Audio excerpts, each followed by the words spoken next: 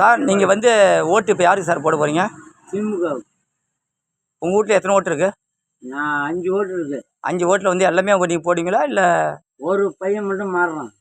யாருங்க சார் அவன்? அண்ணா இது விஜய் கட்சிக்கு போடுறான்றான். அவங்கள என்ன பண்ணுறதா இருக்கிறீங்க? அவனை கொலை பண்ணு.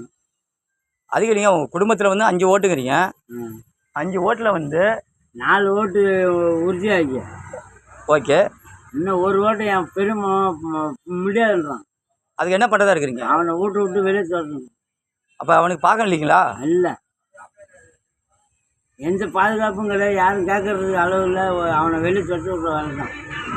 இல்லைங்க சார், அவன் வயசு அவர் ஓட்டு போடுறாரு, அவர் உரிமை. அது உரிமை தான். நான் சொல்கிறது அப்பா அம்மா எல்லாம் இருக்கிறாங்க.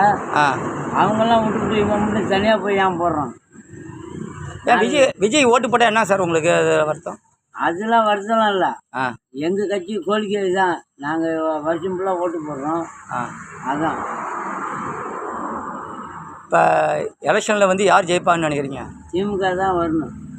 ஏன் உங்கள் பையன் இவனுங்க ஸ்டாலின் இவனுங்க இது அது எல்லாமே சின்ன சின்ன பசங்கள்லாம் சேர்ந்துட்டு சும்மா கூத்து அடிக்கிறானுவோ. அதெல்லாம் ஒரு இடம் கூட வராது. அப்படிங்களா?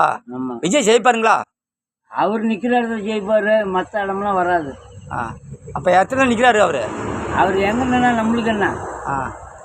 அவருக்கு நம்ம கடலூர் மாவட்டத்தில் எங்கேயும் சீட்டு கிடைக்காது. அப்படிங்களா?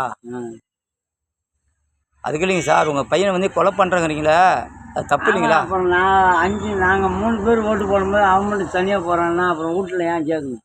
அவனை என்ன பண்ணுறதா இருக்கிறீங்க? வீட்டை விட்டு துரத்தணும். போய் விஜய் கூட போய் காசு சம்பாதிச்சா ஒரு ஓட்டை போட்டுல அங்கே போய் அவன் இடம் வாங்கி தருவான், வீடு கட்டிட்டு அங்கே இருக்கா அப்படின்னு. அப்போ உங்கள் பையனுக்கு வந்து நீங்கள் எதுவுமே இல்லைங்க? ஆமாம், கொடுக்க முடியாது. சரிங்க. ஓட்டு போட்டானா அவனுக்கு அங்கே ஊரில் பங்கும் கிடையாது, ஒன்றும் கிடையாது. உங்கள் ஊர் என்ன ஊர் சார்? ஆங்கனங்குடி. உங்களுடைய வேட்பாளர் யார் சார்? கணேசா. Okay sir.